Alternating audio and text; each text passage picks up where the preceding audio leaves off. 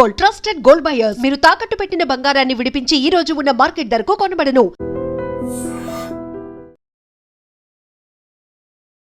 విజయనగరం జిల్లాలో బీసీ కాలనీలో అతి దారుణమైన సంఘటన వెలుగులోకి వచ్చింది.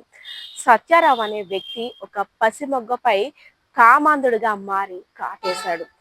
తన కామంతో కళ్ళు మూసుకుపోవడం వల్ల తను చేస్తున్న ఆ దుర్మార్గపు పని వల్ల రేపొద్దున్న బాలిక యొక్క భవిష్యత్ ఏమవుతుందో, బాలికకి ఎటువంటి అనారోగ్య సమస్యలు వస్తాయో, నా కామవాంఛ తీర్చుకోవడానికి ఇలాంటి పసిమొగ్గపై నేను ఇంత దారుణానికి పాల్పడుతున్నాను అంటూ కనీసం ఇంగిత జ్ఞానం కూడా లేకుండా అతి దారుణంగా ఒక చంటి బిడ్డని అతి పైశాచికంగా అత్యాచారం చేశాడు. సో పేరెంట్స్ పాపం పిల్లల్ని బయటికి పంపించాలంటేనే ఎంత భయపడిపోతున్నారు. అలాంటిది పిల్లల్ని ధైర్యం చేసి తమ పాల వ్యాపారానికి సంబంధించి అమ్మమ్మ ఇంటికి వచ్చినటువంటి ఆ బాలికని పాల వ్యాపారానికి సంబంధించిన డబ్బుల్ని తీసుకురామా, ఫలానా ఇంట్లో వాళ్ళు మనకి ఇంత డబ్బులు ఇవ్వాలని చెప్పింది. సో ఆ మనవరాలు ఎలా అయినా అమ్మమ్మ చెప్పిన టాస్క్ ని నేను పూర్తి చెయ్యాలి అనేసని చెంగున ఎగురుకుంటూ ఎవరు ఇంటి పేరైతే చెప్పిందో వాళ్ళ ఇంటికి వెళ్ళింది. పాపం పిల్ల వెళ్ళేసరికి నీకు చాక్లెట్లు కావాలా, బిస్కెట్లు కావాలంటూ ఆ సత్యారావు ఆశ చూపించి లోపలికి తీసుకెళ్లి అతి దారుణంగా అత్యాచారం చేశారు. సో వెంటనే ఆ బాలిక ఒక అయోమయ పరిస్థితిలోకి, దిగ్భ్రాంతిలోకి వెళ్ళిపోయి అసలు ఏం జరిగిందో, తన వయసుకి ఆ దుర్మార్గుడు చేసిన చేష్టలకి ఎటువంటి సంబంధం లేదు, అసలు నాపై ఎందుకు ఆ అంకులు ఇలా చేశారు అంటూ ఏడ్చుకుంటూ ఇంటికి వెళ్ళి ఆ కుటుంబ సభ్యులందరికీ కూడా చెప్పింది. తమ బిడ్డను పట్టుకొని బోరున విలిపించారు. ఈ విషయం బయటికి పొక్కితే మా బిడ్డ భవిష్యత్తు ప్రశ్నార్థకంగా మారుతుంది, అలా అని ఊరుకుంటే మరొక పసిబిడ్డను కూడా ఇలానే చేస్తాడు ఆ కామాంధుడు. సో దీనిపై ఎలాంటి నిర్ణయం తీసుకోవాలని కుటుంబ సభ్యులు సందిగ్ధంలో పడిపోయారు. వెంటనే పోలీసులను ఆశ్రయించారు. జరిగిన సంఘటన తీరు అంతా కూడా చెప్పారు. బాలికపై ఉన్న ఒంటిపై ఉన్న గాయాలన్నీ కూడా చూపించారు. సో పోలీసులు అయితే మాత్రం పోక్సో చట్టం గురించి ఒక ధైర్యాన్ని కల్పించి నిందితుడికి ఎలాంటి కఠిన శిక్ష అమలు అయ్యే అవకాశం ఉందో అలాంటి చట్టాలన్నీ కూడా వారికి చెప్పి ఒక ధైర్యాన్ని నెలకొల్పారు. సో వెంటనే నిందితుడి మీద కేసు నమోదు చేశారు. సో ప్రభుత్వం అదేవిధంగా పోలీస్ అధికారులు పోక్సో చట్టం గురించి పసిమొగ్గలపై మీలాంటి వారు దాడి చేస్తే ఎలాంటి కఠినమైన శిక్షలు అమలవుతాయో, మీ జీవితం ఎలాంటి ఇబ్బందికర పరిస్థితుల్లో ఎదుర్కోవాల్సి వస్తుందో అని ఎన్ని అవగాహన కార్యక్రమాలు, అదేవిధంగా షార్ట్ ఫిలిమ్స్ అన్ని తీస్తున్నప్పుడు కూడా కళ్ళు మూసుకుపోయి చిన్న పిల్లల యొక్క జీవితాలతోటి చెలగాటం ఆడటమే వీళ్ళకి ఒక రొటీన్ అయిపోయిందేమో. ఎందుకంటే అభం శుభం తెలియని పిల్లలైతే ఏమీ చెప్పుకోలేరు కదా ఏం జరిగిందో. వాళ్ళైతే ఏదో చిన్న పని చెప్పేసి భయపెట్టేసి భయభ్రాంతులకు గురి చేసి తమ కోరిక నెరవేర్చుకుంటే చాలు, మా కోరిక నెరవేరిపోతే చాలు, ఆ బిడ్డ జీవితం ఏమైపోయినా పర్వాలేదు అంటూ అతి దారుణంగా వ్యవహరిస్తున్నారు కొంతమంది కామాంధులు అనుకోవచ్చు.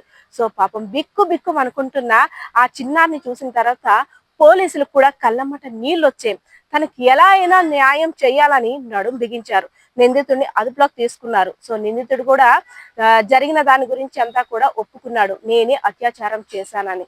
పోక్సో చట్టాన్ని కూడా, పోక్సో యాక్ట్ ను కూడా తనపై అయితే మాత్రం వేశారు.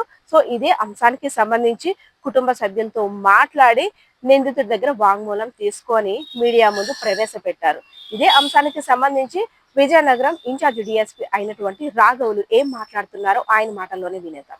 నా పేరు రాఘవులు, చిక్కుపల్లి డిఎస్పీ. ప్రస్తుతం విజయనగరం ఇన్ఛార్జ్ డిఎస్పీగా చేస్తున్నాను. ఇక్కడ విజయనగరంలో ఒక నీచమైన నికృష్టమైన నేరం ఒకటి జరిగింది. అది చాలా హేయమైన నేరం. ఏంటంటే ఒక అమ్మాయి ఉంది, చాలా చిన్నపిల్ల,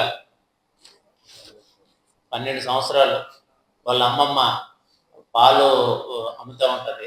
ఆ పాలు అమ్మే క్రమంలో ఈ నెల 10వ తేదీ నాడు ఈ పాప పాలు తీసుకొని పాలు డెలివరీ చేయడానికి ముద్దాయి ఇంటికి వెళ్ళింది.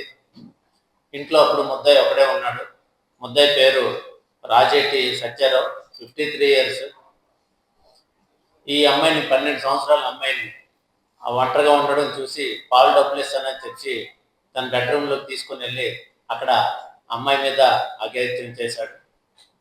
దాంతో ఎవరికైనా చెప్తే ఆ, నీ మీద ఆ, యాక్షన్ తీసుకుంటామని చెప్పి బెదిరించాడు.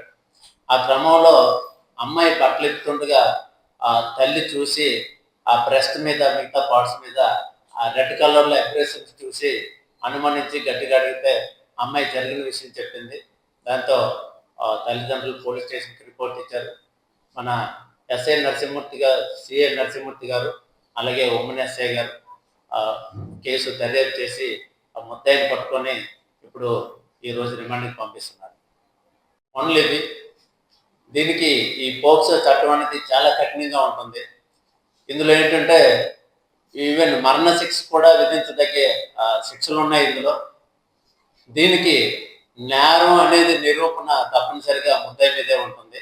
మామూలుగా మనం ఎవరైనా కేసు పెడితే ఎవరైతే కేసు పెట్టారో వాళ్ళే నిరూపించాలి ముద్దాయి నేరం చేశాడని. కానీ ఇందులో అలా కాదు. ఎవరి మీద అయితే నేరం మోపడుతుందో ఆ ముద్దాయి నిరూపించుకోవాలి, నేను ఈ నేరం చేయలేదు అని. నిరూపించుకోనంత కాలం ఆయనే నేరం చేసినట్లుగా ఆ కోర్టు భావిస్తుంది. కాబట్టి చాలా వరకు మన జిల్లాలో ఈ పోక్సో కేసుల్లో శిక్షలు పడ్డాయి. చాలా మంది జైల్లో పంపుతా ఉన్నారు. ఇటువంటి నేరాలు ఎవరైనా రహస్యంగా గోప్యంగా ఉంచినా, రాజీ చేయడానికి ట్రై చేసినా కూడా వాళ్ళ మీద కూడా చట్ట ప్రకారంగా చర్యలు తీసుకోబడతాయి.